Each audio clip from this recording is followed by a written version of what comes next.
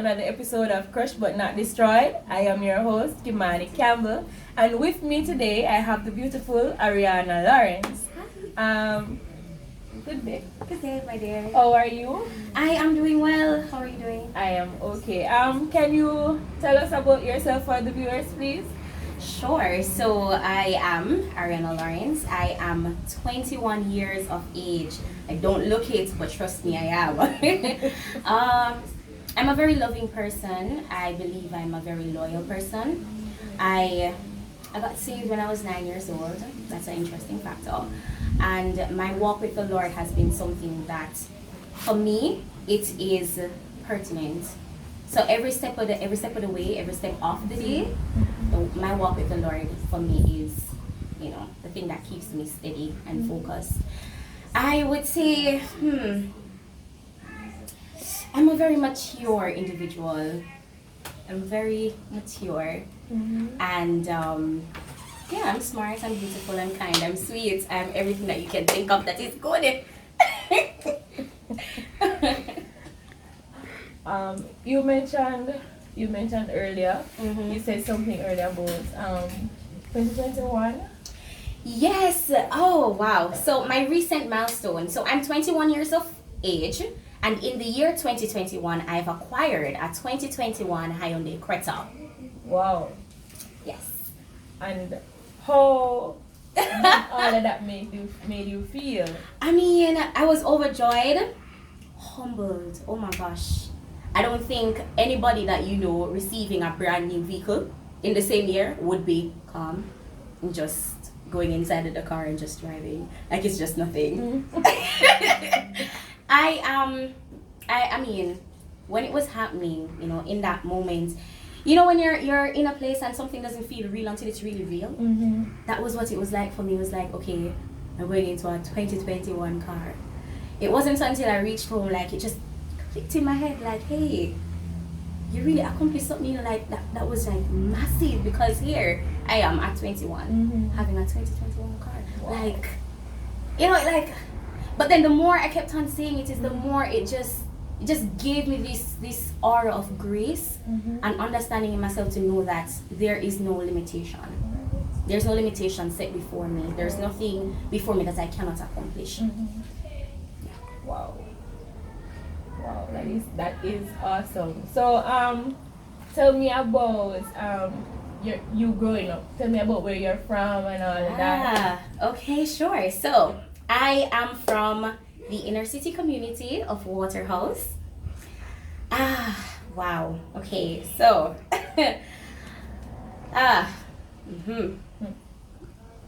growing up.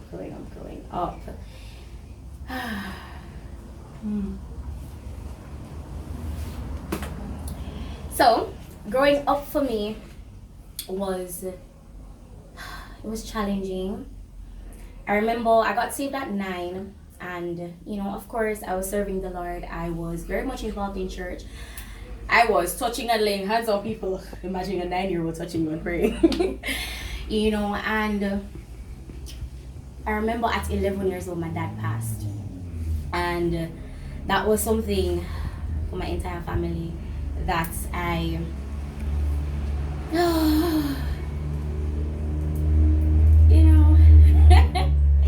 So my dad passed when I was 11, and I never knew struggle before. Let me put it that way. My dad would always ensure that we have everything that we want, irrespective of how he and my mother got it. If I said I wanted a PlayStation, it's not like a PlayStation big time. I wanted a PlayStation, he went and he got it. I wanted a computer, he went and he got it. Everything that I asked for, I was always used to receiving it. Right. When my dad passed, I realized that I needed to restructure that part of myself.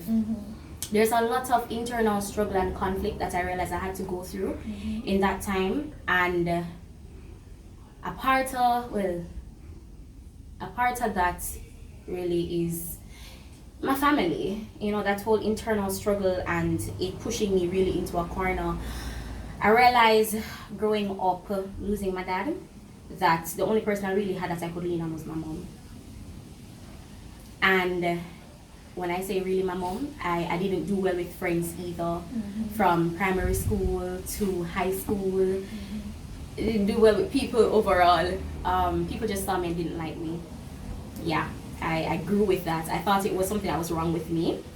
And so one of the things I even started doing is trying to fit myself into different personalities so that I could suit the environments around me.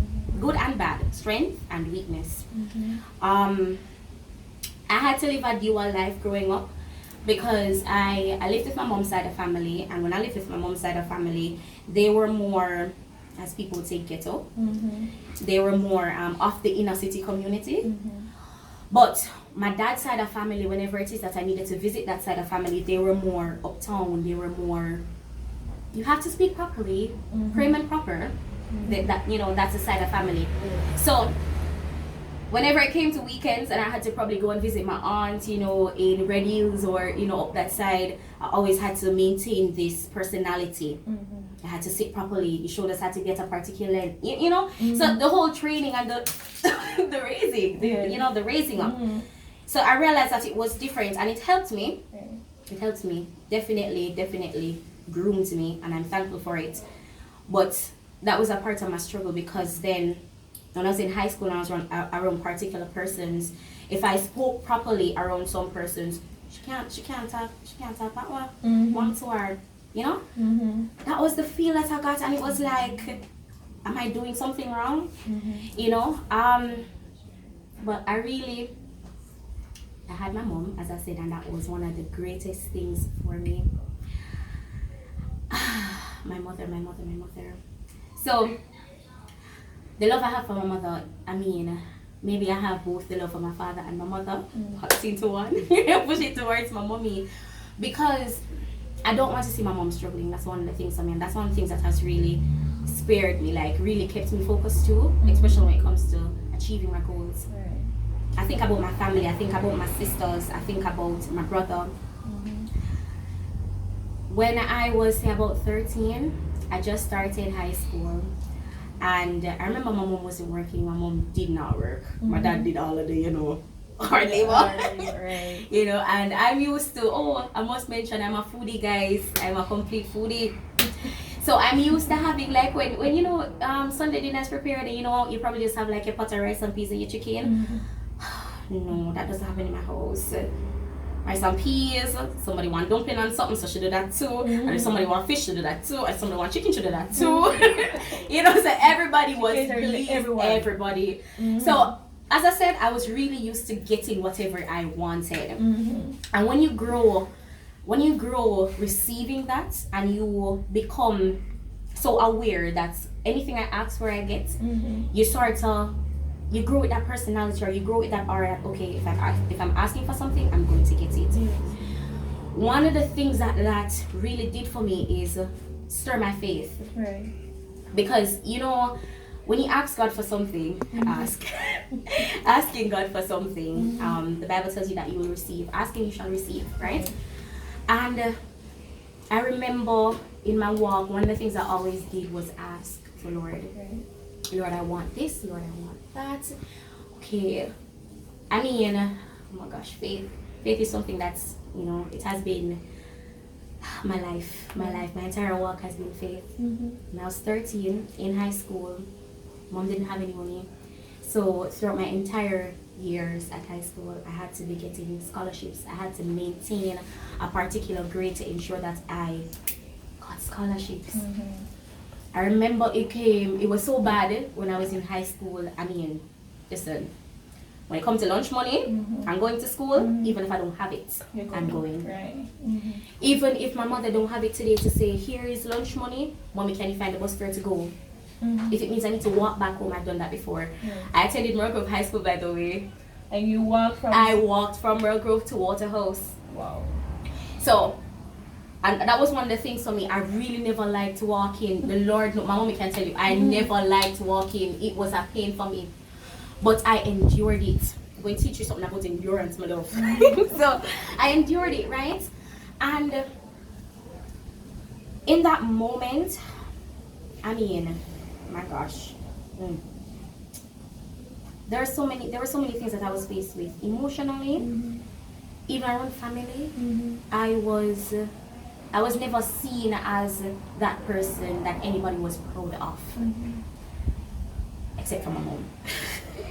But around like my aunties, uncles, everybody had something negative to say about my upbringing. Everybody, I have one aunt who said at the age of 13 she's going to get pregnant. I have another one that says, okay, at the age of 16 she's going to get pregnant, and they bet on it. It was a game. No, but wow.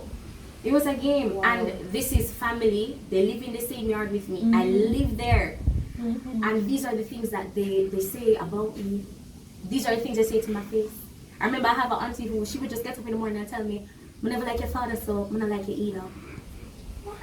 Yeah, man.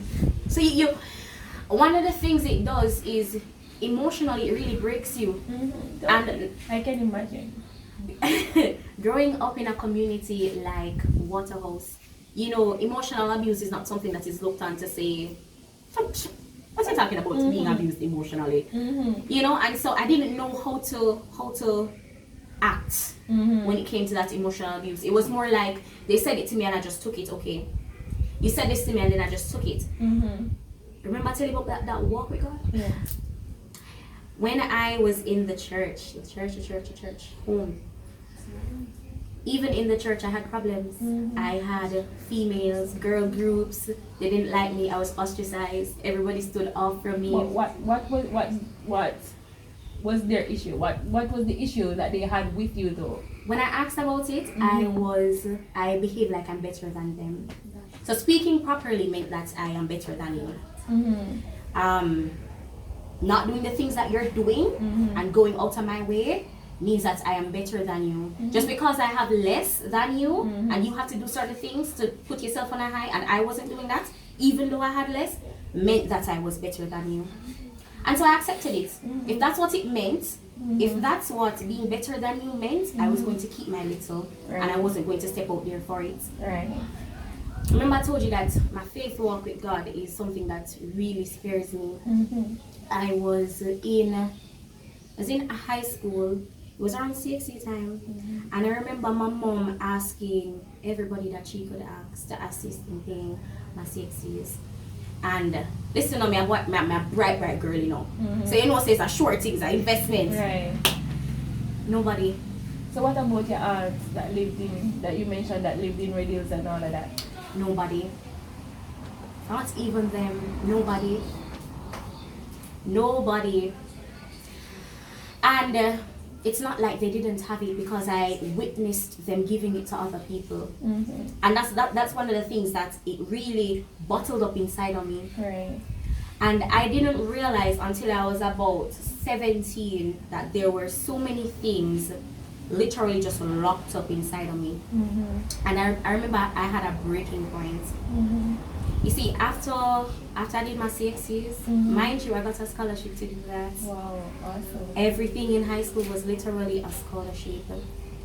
I remember my principal in high school called to say, Ariana, we need to speak with mommy. I spoke with my mom. My CXCs weren't paid yet. I spoke with my mom. Mommy, I need you to come by school so that we can speak to you. She came to school. No, my name has never gotten called over the intercom at Marlborough High School. So when everybody heard Ariana Lawrence, please report to the office, the entire classroom looked at me, because it was always a thing. So the entire classroom is like, Ariana? Oh, I know. Yeah, like, what? You know? So I went up there only to see my mom up on the railing, and I went there and she said to me, principal called her and I said, that must all good. So I remember us going into the principal's office, and she's a God-fearing lady herself. I remember her saying to my mom, she wanted to know what was happening, why my CXCs weren't paid. One of the things too, at high school I was really involved. I was a table tennis coach. I was the vice president of Key Club. Before I was the vice president, I was the bulletin editor.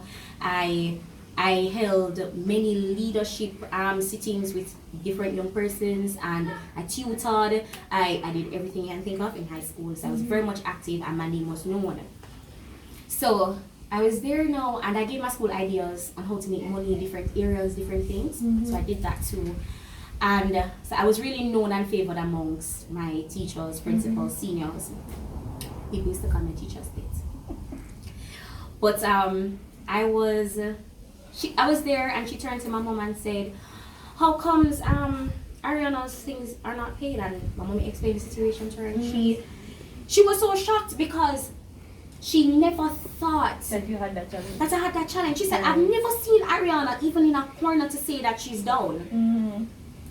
And then further to that, she even said, "Ariana is always giving us ideas how to make money. Mm-hmm. How can it be that she only don't have it? How?" Mm-hmm. You know, and when she said that, my mom said, "Boy, she's really trying to get things and whatever, but nothing not work out." And I remember the principal saying to her, "You believe in God, right? Mm-hmm.